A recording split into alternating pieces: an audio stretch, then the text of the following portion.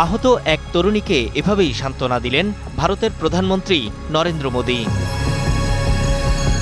হাসপাতালের বেড ঘুরে ঘুরে আহত প্রায় সবার সাথেই কথা বলেন তিনি।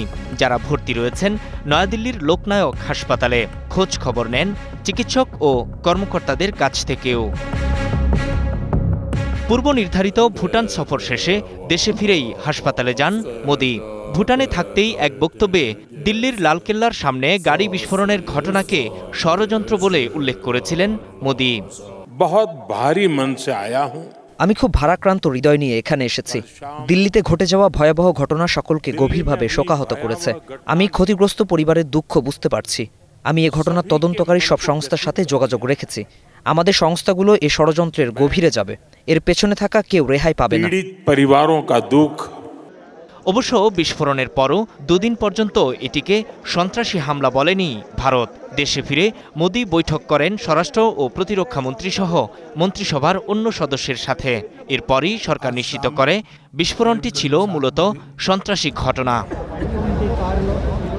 তবে সন্ত্রাসীদের কোন গোষ্ঠী এই ঘটনার জন্য দায়ী সেটি উল্লেখ করেনি মোদী সরকার।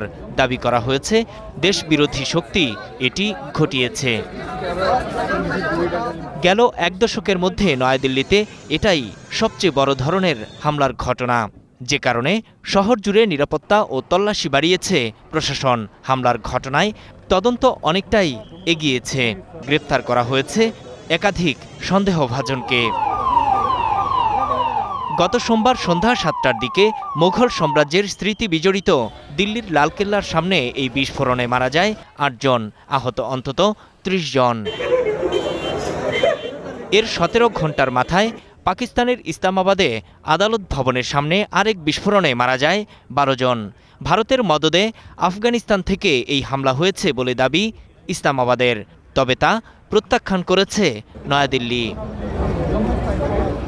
নূর মোহাম্মদ, স্টার নিউজ।